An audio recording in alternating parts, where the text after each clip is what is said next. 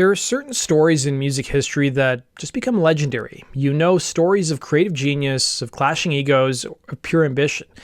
And then there are stories that feel like they were ripped straight out of a horror novel. Back in 2006, you have the progressive rock band the Mars Volta, a group already known for their feral energy and abstract lyrics, and they were at the absolute height of their powers. Critics loved them, they had a ferociously dedicated fan base, and they were ready to create their fourth masterpiece. But a strange, seemingly harmless gift that was bought in a Jerusalem curio shop would end up unleashing a torrent of paranormal events and unexplainable disasters that threatened to destroy not just the album, but the band itself. Their studio flooded not once, but twice. Their trusted longtime engineer had a complete psychotic breakdown. Their lead singer had to get his foot surgically reconstructed and had to learn to walk all over again. I had previously done a video about At the Drive-In, and a ton of people in the comments asked me to cover the Mars Volta, so here we are. This is the story of how the Mars Volta battled a cursed Ouija board to create a chaotic Grammy-winning masterpiece. This is the curse making of the Bedlam and Goliath. Before we get started, be sure to hit the bell notification icon and put all notifications on. I hear from a lot of my subscribers that they don't even get notifications when I post my videos. I would greatly appreciate if you guys did that, in addition to, of course, watching my videos and sharing my content. So to really get the chaos that was about to swallow these guys, you got to go back and understand the band itself. Formed in 2001 by singer Cedric Bixler Zavala and guitarist producer Omar Rodriguez Lopez, the band basically rose from the ashes of their legendary post-hardcore group At the Drive-In. But where At the Drive-In was this punk rock explosion, the Mars Volta was a grand experimental freakout. It was them consciously trying to push musical boundaries into places no one had gone before, blending psychedelic rock, jazz, fusion, Latin rhythms, and hardcore energy into a sound that was completely their own. Their first two albums, 2003's Deloused and The Comatorium and 2005's Francis the Mute, were these sprawling, ambitious concept records that earned them huge critical acclaim and a reputation as one of the most innovative bands of the era. Francis the Mute was a massive commercial success, debuting at number 4 on the Billboard 200 chart, and it eventually went gold.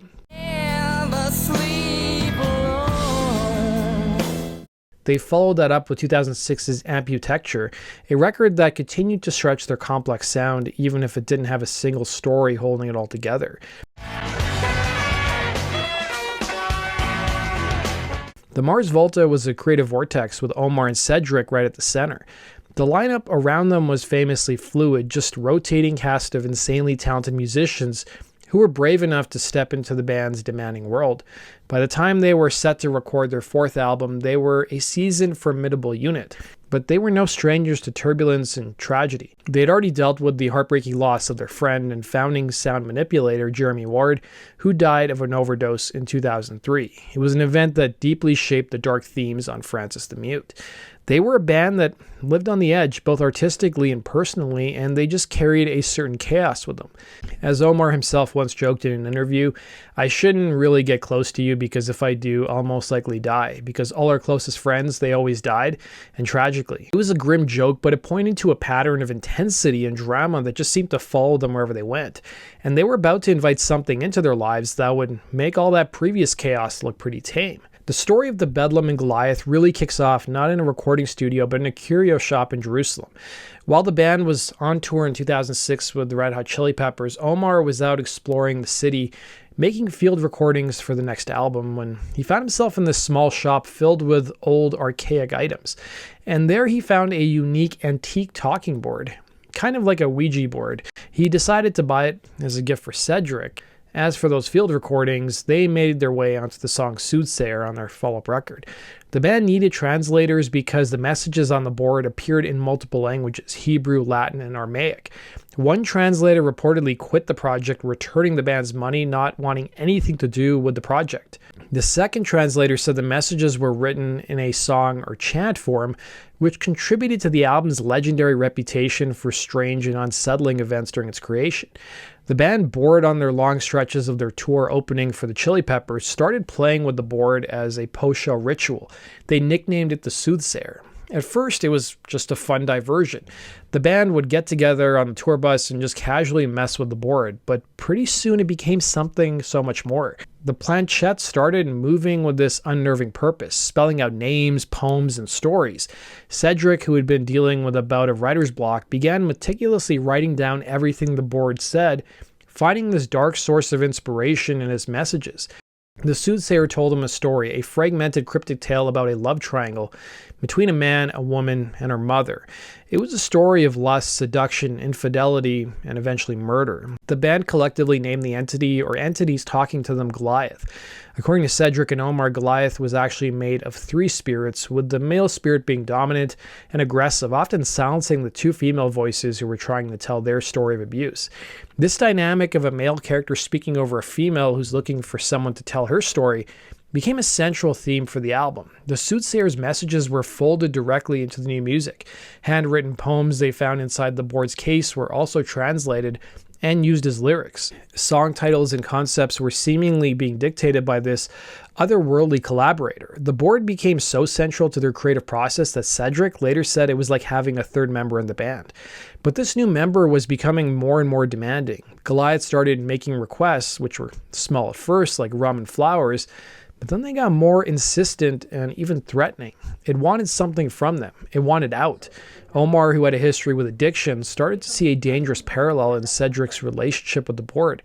He described it as a compulsive obsession, not that different really from drug dependency. He recalled watching his former bandmate Jeremy Ward struggle, saying you could see it from a distance and be like, oh man, this isn't good. The fun had curdled into something sinister. The soothsayer, once a source of creative inspiration, now felt like a force that was trying to take control. Fearing for his friend and the band, Omar made a decision. Having grown up in a family that practiced Santeria, a spiritual religion that originates from the Caribbean, he took the board from Cedric, broke it into pieces, wrapped it in a cloth, and secretly buried it. He hoped that by burying it, it would sever their connection to Goliath, but it really didn't. If anything, that's when the curse really began. With the board buried, the Mars Volta went into the studio to formally record their 4th album, but the energy they messed with just didn't go away. It seemed to lash out, determined to stop the album from ever being finished. A string of inexplicable disasters and personal tragedies started to hit the band, escalating in severity until it felt like they were under a coordinated supernatural attack. The first casualty was the studio itself. Omar's personal home studio in Brooklyn, where a lot of the work was being done, flooded. Then somehow it flooded again. Major pieces of equipment started failing randomly. Audio tracks would just vanish from the Pro Tools sessions. The mixer, a guy named Rich Costi, who was a man of science, at first dismissed Omar's talk of a curse, thinking the vanishing files were some kind of logical glitch. But as it kept happening, even he was left without a rational explanation.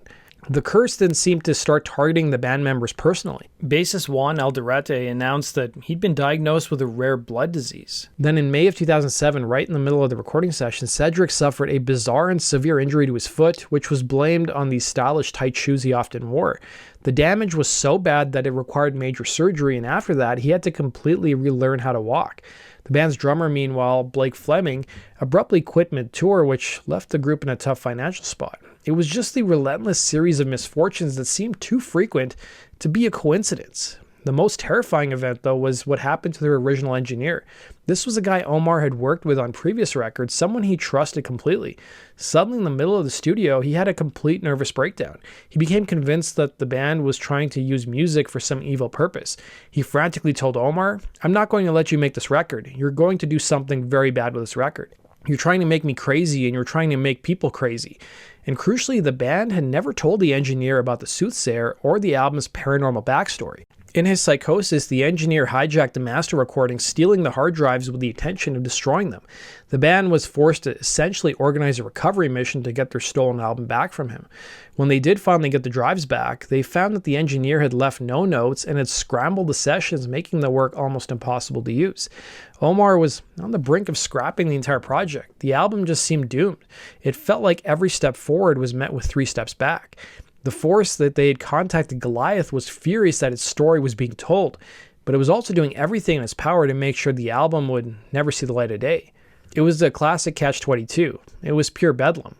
Cedric remarked how growing up there was a lot of superstition in his family, adding, "When I told my father the story, his response was, 'How could you be so stupid? Why would you play with something like that?' He added to Tulsa World that only trained masters use the Ouija board, adding that the board is very serious, though corporate America has turned it into a game. So faced with financial ruin, physical injury, psychological collapse, and the very real possibility of losing their entire album, the band reached a turning point. They had a choice. They could either abandon the project and admit defeat, let the curse win, or they could fight back. They chose to fight. Omar and Cedric became convinced that the only real way to break the curse was to see the album through to the end. A way to exorcise the very thing that was tormenting them. They hired a new engineer, Robert Carranza, who bravely stepped into the chaos. The band's whole mindset soon shifted. They were no longer the victims of this thing. They were actively harnessing its chaotic energy and channeling it straight into the music. The album became a weapon against the very entity that inspired it. The resulting music was seething, internal, and just relentless. It was the sound of a band that was cornered and playing for their lives. To further combat the darkness, they started embedding spiritual traps and protective elements within the music itself. For example, the song Metatron is named after a powerful archangel, the voice of God, which Cedric said was a deliberate choice to place a hopeful blessing on the track to fight back against the entity's attacks.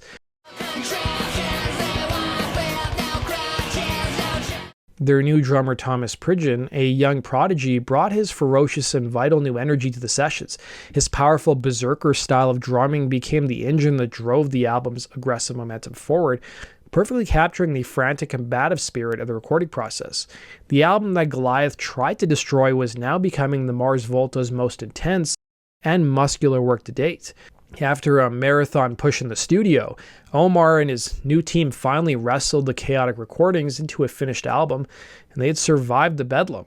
Cedric told the Edmonton Journal, "Bedlam and Goliath is our satanic verses, our version of the film that Van Gogh's cousin Theo made that got him killed," referring to the movie Submission.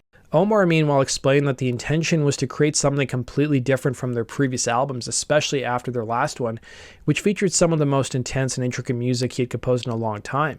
Moving in a new direction to him felt natural, and the result was an album inspired, believe it or not, by acoustic music. He mentioned that during this period, he saw inspiration from artists like Nick Drake, Syd Barrett, and Leonard Cohen. Omar noted that when making an acoustically driven record, the songs are typically more direct, focusing on vocals, guitars, and simple chords, which served as a starting point for the album's style. The music itself tells a story of its own chaotic birth. The album is a dense, often punishing listen, reflecting the relentless assault the band felt they were under. Goliath, a sprawling psychedelic freakout, the song mirrors that fragmented and aggressive story told by the Soothsayer. When the record label pushed for it to actually be the first single, they demanded a shorter radio edit, but the band flatly refused. To them, cutting down Goliath would be a betrayal of the very entity that they were trying to exorcise. The song needed its full monstrous length to be true to the experience. In contrast, the lead single, Wax Simulacra, is a blistering sub-3-minute blast of pure hardcore energy. It's the sound of a band fighting back with concentrated fury. This track would go on to win the 2009 Grammy for Best Hard Rock Performance, a huge moment of mainstream validation that proved their sheer talent was undeniable, even at their most difficult. The Bedlam and Goliath was finally released in January of 2008. Against all odds, the album that did not want to be born had arrived, and its reception was as dramatic as its creation. The album debuted at an incredible number 3 on the Billboard 200 chart, selling about 54,000 copies in its first week, and giving the band their highest charting album to date. The album's packaging itself had a final defiant nod to its haunted origins. The vinyl gatefold included the band's own version of the Soothsayer board, a replica for the listener. As writer Jeremy Robert Johnson put it in a document released by the band, "We're the ones reopening the board, taking on the ownership. Perhaps if Goliath is spread between us all, its hunger will dissipate. Or, as it threatened, it could become our epidemic." Curse was no longer just the band's to deal with. It was being shared with the world. At the time, the Mars Volta were named the most adventurous band out of all the groups signed to a major label. Cedric reflected on the band's success up until this point, telling the Sun News, "Our fans remind me of people who are lost fans or part of some sci-fi geek convention. It's nice to know they're coming out in droves to support us." Around the time of the album's release, the Mars Volta did something pretty unique only a few other groups were doing, including Matchbox 20. They released the album through USB. For $30, you could buy the album preloaded on a USB stick. Critically, the reception was a little more divided. Some critics found the album's relentless density and chaotic energy to be just overwhelming, a sonic assault that was tough to get through. Others hailed it as a masterpiece, a showcase of pure power and technical skill that captured the band at their most ferocious.